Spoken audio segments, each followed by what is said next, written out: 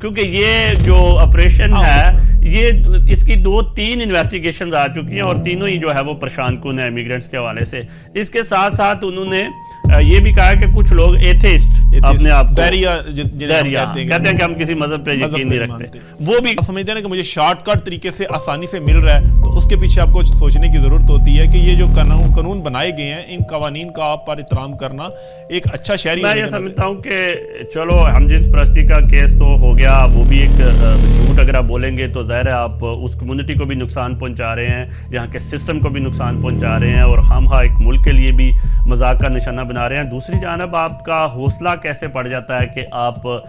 Immigration लेने के लिए एथेइस्ट अपने आप को कहलवाएं और आप अल्लाह और रसूल और जो हमारी बेसिक वैल्यूज़ हैं इस्लामी, उनको सिर्फ इस वजह से टारगेट करें या उसका मजाक बनाएं या ऐसी पोस्ट लिखें या ऐसी वेबसाइट्स पर कॉलम लिखें जिसमें आप ये साबित करने की कोशिश करें कि मैं इन चीज़ों के खिलाफ। मतलब आपका हौसला कैसे पड़ सकता है? ये मैं मतलब ये चीज़ इमेजिन करने से भी नहीं इमेजिन हो रही कि आप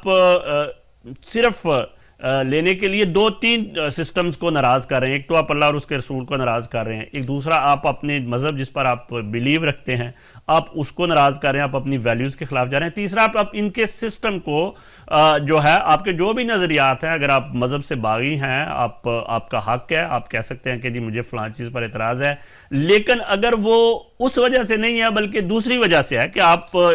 यहाँ की नेशनैलिटी लेना चाह रहे हैं, यहाँ चाहते हैं कि मेरा असाइलम का केस जो है वो कंफर्म हो जाए, तो ये आप जाती है बड़ा सर ये तहकीक के बाद बिल्कुल ये बात सामने आई है कि ये चीज़ें भी वकला उनको गाइड करती हैं। एक बंदे का अपना एक मज़हब है, वो दायरिया नहीं है, लेकिन उसको बताया जाता है कि आपके सोशल मीडिया पर इतने फ़ैन फॉलोइंग हैं, आप ये पोस्ट करें। जब वो पोस्ट करता है, चाहे वो फेसबुक है, इंस्टाग्राम है, काफ़ी ज़्यादा टूल हैं, मेरे पास तो इतने नहीं है, लेकिन जिधर जिधर फ़ैन फॉलोइंग उसकी है, टिकटॉक पे अगर कोई वीडियो मैसेज अपलोड करता है अपनी टिकटॉक के मैं दायरिया हूँ, उसके नीचे जो उसके जानने वाले होते हैं वो जान रहे होते हैं कि ये बचपन से दायरिया नहीं है, ये तो मेरे साथ रहा है, ये अभी से बन रहा है या हुआ है, उसके नीचे वो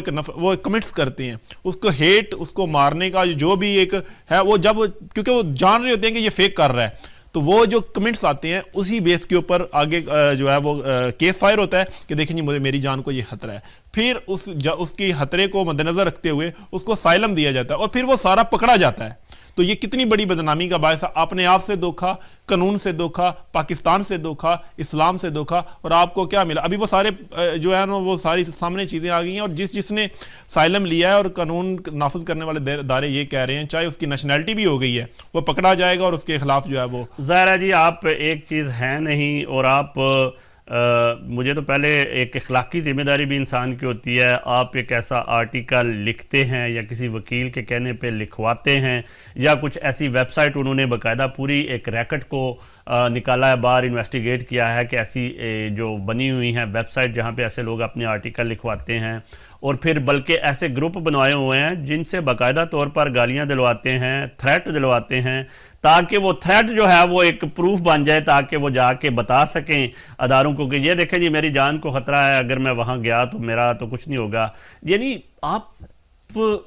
किस हद तक आप जा सकते हैं? मतलब आप अपनी जिन्स का आपने बहाना बना लिया, फिर उसके बाद आपने मज़हब का बहाना बना लिया, तो ऑब्वियसली एक जानब तो आप अपने कल्चर को जो है वो रोंद रहे हैं, दूसरी जानब यहाँ के सिस्टम को बता रहे हैं कि सारे जो हैं वो फेक ही हैं। हो सकता है कोई बंदा अपनी तहकीक की वजह से, उस चीज़ की वजह से हो, तो आप क्या करना चाह रहे हैं?